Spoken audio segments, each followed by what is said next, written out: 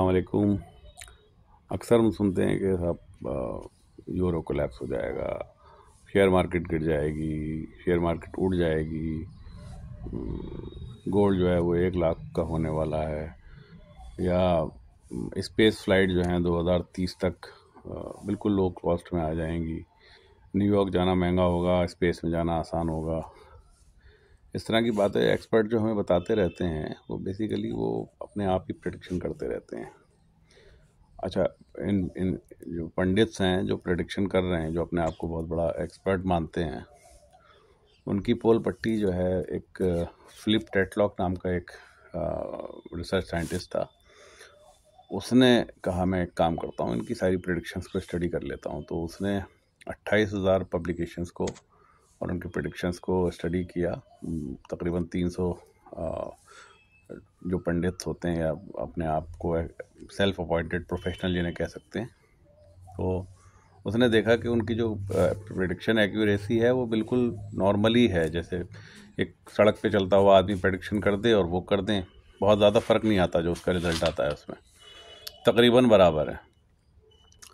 उसमें भी मीडिया वाले जो प्रेडिक्शन करते हैं वो तो बिल्कुल ही रद्दी होता है, उसमें कुछ भी सच्चाई नहीं होती।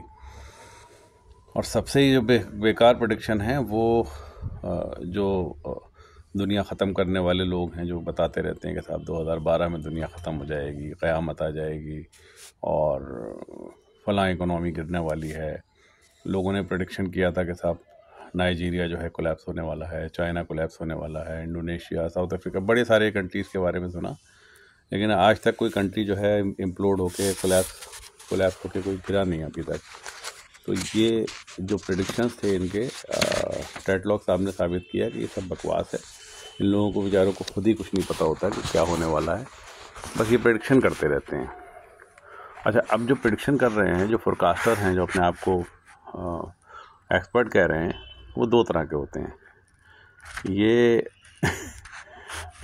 एक हार्वर्ड के इकोनॉमिस्ट हैं, वो जॉन केनेथ गैल्ब्रेथ साहब, उन्होंने कहा कौन होते हैं आधे प्रेडिक्शन फोरकास्टर, तो वो होते हैं जिन्हें पता ही नहीं होता कि वो नहीं जानते हैं, और आधे बाकी बचे हुए वो होते हैं जो वाकई में नहीं जानते हैं। यानी एक तो नहीं जानना, और एक इस बात को नहीं जानना कि वो नहीं जानते हैं, वो प्रेडिक्शन कर रहे हैं बस। तो उससे जो है उनको बड़ी लोगों ने जो है उनके साथ दुश्मनियां बांध ली, और वो तमाम उनको ट्रोल किया जाता है इस बात को लेके। उनका कहना है, एक पीटर लिंच साहब हैं, वो कहते हैं कि यूएस इकनॉमी में करीब 60-70 हज़ार फाइनेंशियल फोरकास्टर हैं जो रिसेशन को फोरकास्ट करते रहते हैं। इंटरेस्ट रेट बढ़ जाएगा और इतने मिलियनर कम हो जाएंगे और ऐसे इकोनॉमी गिर जाएगी, बैठ जाएगी, और वो उनका यही काम है कि वो फोरकास्टिंग इस बारे में करते रहते हैं। लेकिन आज तक तो कुछ ऐसा हुआ नहीं, चीज़ें मूव कर रही हैं। फिर उसके बाद में क्या हुआ कि उन्होंने कहा भाई ऐसा है, हम और नए फोरकास्टर लाते हैं जो और अच्छी फोरकास्टिंग करें, लेकिन वो रिज़ल्ट सबका जो है कुल मिला के बढ़िया ही रहा। इस फील्ड में सबसे अच्छी बात क्या है फोरकास्टिंग वाली, और ये जो आज देख रहे हैं आप, तमाम लोग बैठे हैं शेयर मार्केट को बता रहे हैं कि ये शेयर ऊपर जाएगा, या वो पॉलिटिकल पंडित बने हुए हैं कि साहब ये पार्टी ऐसे परफॉर्म करेगी। अगर आपकी प्रेडिक्शन सही हो गई तो आपकी रेपुटेशन बढ़ जाती है और लोग आपको वाहवाही करते हैं, और आप मीडिया में आ जाते हो, चैनल पे आ जाते हो, अपने आप को प्रमोट करते रहते हो न्यूज़पेपरों में, देखिए हमने ये बताया था, ये हो गया। और आपकी जब 100 में 1 सही होती है तो हंगामा मचाते हो, और जब 100 में 99 गलत हो जाती हैं तो उस पर कोई पेनल्टी नहीं है। कायदे में तो ये होना चाहिए, फोरकास्टर फंड होना चाहिए कि अगर आपका फोरकास्ट सही होगा, हम पैसे जमा कर दे रहे हैं, फोरकास्ट सही होगा आपका तो आपके पैसे आपको रिलीज़ हो जाएंगे, नहीं होगा तो आपके पैसे, ये जो पैसे आप फोरकास्टिंग के लिए हमसे चार्ज कर रहे हो, आपको नहीं मिलेंगे, ये चले जाएंगे चैरिटी में। फिर फोरकास्टिंग बंद हो जाती है। तो बेसिकली है क्या क्या प्रेडिक्टेबल है, क्या प्रेडिक्टेबल नहीं है, ये थोड़ा सा बताना जो है मुश्किल काम है। किसी के बस की बात है नहीं फ्यूचर को प्रेडिक्ट करना। कितने अगले साल मेरा वज़न कितना होगा, ये मोटा माटी मैं जानता हूँ, क्योंकि मैं अपने आप को देख ही रहा हूँ वज़न बढ़ जाता है, घट जाता है, या जो सिंपल प्रेडिक्शन हैं वो आसान है करना।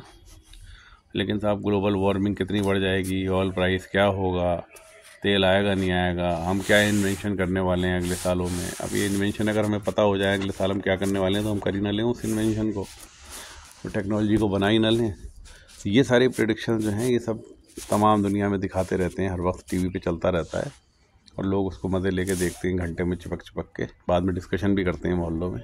सब बेवकूफ़ी भरी बातें हैं। तो है क्या, जब आपको कोई प्रेडिक्शन सुनने को मिले या लोग आपको बताएं कि देखिए मैं बहुत बड़ा गुरु हूँ, मैं प्रेडिक्शन कर रहा हूँ, तो नॉर्मली मैं तो सिर्फ मुस्कुरा के ही छोड़ देता हूँ उसको। और सवाल ये दिमाग में आता है कि आखिर ऐसा क्या इंसेंटिव इस बंदे को मिल रहा है जो ये प्रेडिक्शन कर रहा है।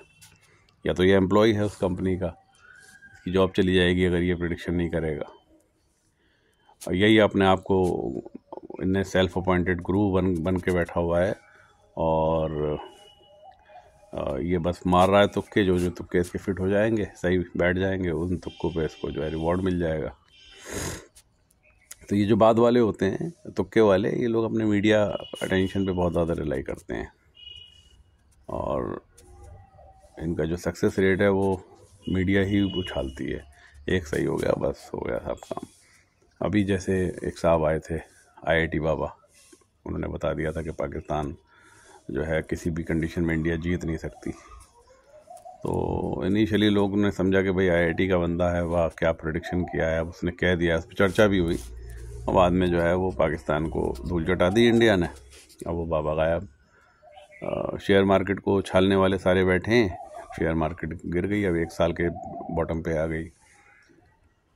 तो लब्बो लुबाब ये है कि जब हम प्रेडिक्शंस के बारे में सोचते हैं तो मुझे एक ब्रिटिश प्राइम मिनिस्टर थे टोनी ब्लेयर साहब, उनका एक स्टेटमेंट था, वो कहते थे I don't make predictions, I never have and I never will.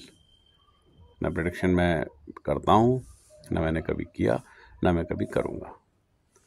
Message समझ में आया हो तो ज़रूर बताइएगा। प्रेडिक्शंस से जो है सावधान, मतलब होशियार रहना है, कौन क्या बता रहा है, किसी को फ्यूचर नहीं मालूम। शुक्रिया।